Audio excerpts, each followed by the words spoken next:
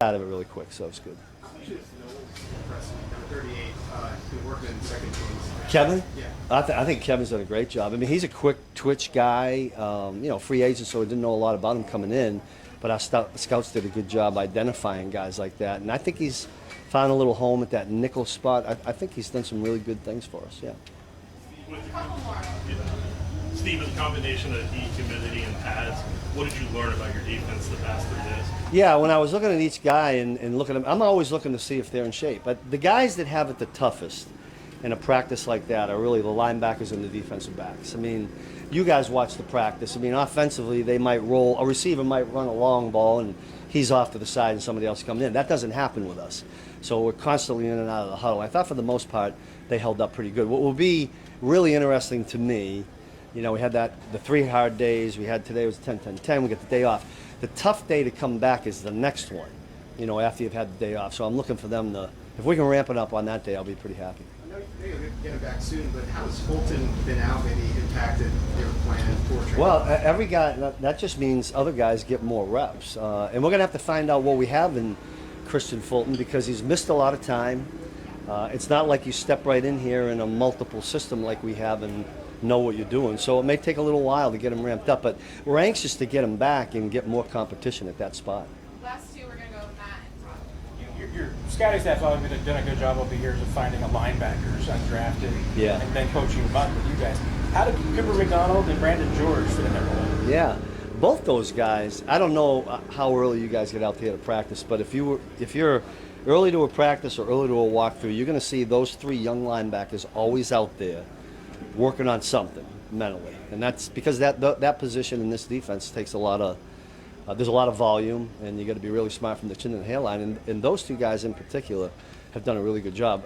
Coop was a really good find. If you remember, we got him in the rookie mini camp as a 3-day tryout guy, and I thought in the one-on-ones against the running backs, he did a nice job yesterday.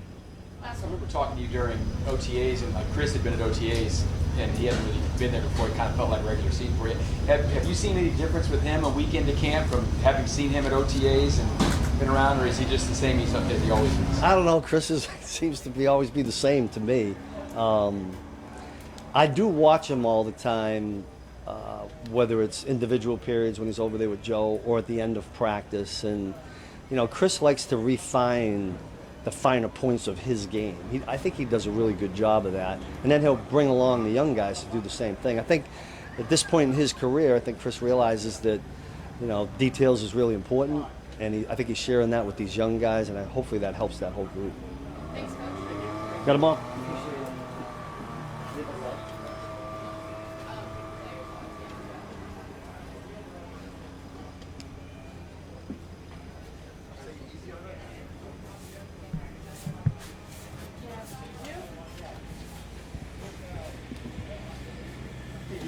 Yesterday, Andy Reid was asked who's the leader of the receiver room, and without flinching, you said your name. I guess, how do you respond to something like that, and how seriously you take that responsibility? I mean, it's a huge responsibility. I take it pretty seriously. We got a bunch of young guys in the room, different ages, and it's for me, it's a big responsibility I take full control of. And I think, I lead by, not just by my words, but by my actions.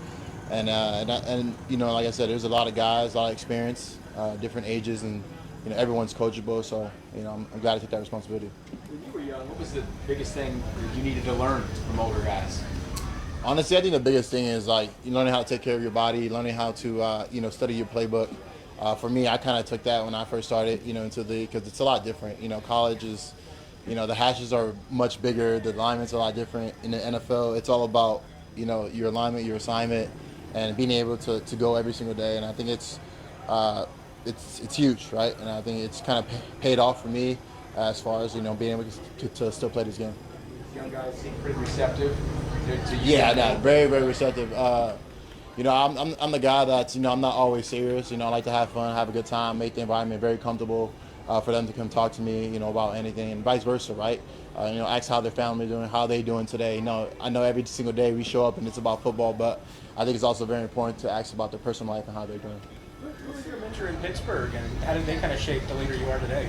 I had a lot of great guys, man. You got guys like, Ben, and even like Le'Veon, even like AB, like Martavis Bryant, Cam Hayward was one of the biggest mentors, for me. Al Nueva was one of them too. He's the one who taught me how to drive. So, you kind of got a group of guys who, as a 20-year-old coming into the NFL and going into a veteran team where they already have guys who are already established, it was very nice for me to be under their wing. Back trying to return punts. I mean, do you want to return kickoffs and punts? Get a chance? Nah, I was just back there hanging out with the guys. I saw one go up in the air while we were getting in break, and I was like, let me see if I can catch this one. Unfortunately, I couldn't get there in time. I'm gonna leave that to the other guys. Taught you how to drive? Yeah, I didn't have my license. I was at the time I was riding my bike, pretty much doing, and with Al, he kind of took me under his wing, put me in his big old truck, and he taught me how to drive and got my license. Nah, I didn't. I was catching rides with my friends. What are your early impressions of Jalen Royals and how he's coming along? Man, Jalen Rose, man, he's a rookie who's very strong, quiet dude, but works really hard. I don't know if you guys know, but he has, when he's out there, he's aura farming, and I think that's something that you guys don't get to see a lot. He's a guy that's going to show up every day and just work. He doesn't say a whole lot. He's very coachable. He's a sponge. He's a great dude to be around in that room.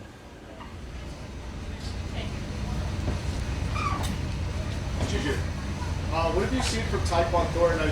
I believe you guys were on the same team in New England. What have you seen from him since you guys put the pads on? Man, Tyquan has come a long way, man. He's a guy that who can stretch the field and even be physical too. As you guys saw today, he those and repetitive that you guys see that like Pat loves a guy who can run, and then Tyquan he can run for days. He's going out there, he's making plays, he's showing up in camp. I think he's having a great camp. As far as our receiver room, and every single day he's always asking questions, trying to get the knowledge of the game and how he can be better, and he's always improving. So I'm super excited for him to be a part of the team this year. These past few years, you've dealt with some injuries. I guess how are you feeling coming into this game? Man, honestly, I felt great. I think I finally took the year to myself. I think early on I kind of got like my vacation out the way, taking my family to Japan, and then after that I really doubled down and buckled down on just myself. Pouring into myself and having the right people around me. This whole offseason was just getting back healthy, being strong, being able to run over and over again. And even got a little bit better in golf. So getting better summer. So yeah.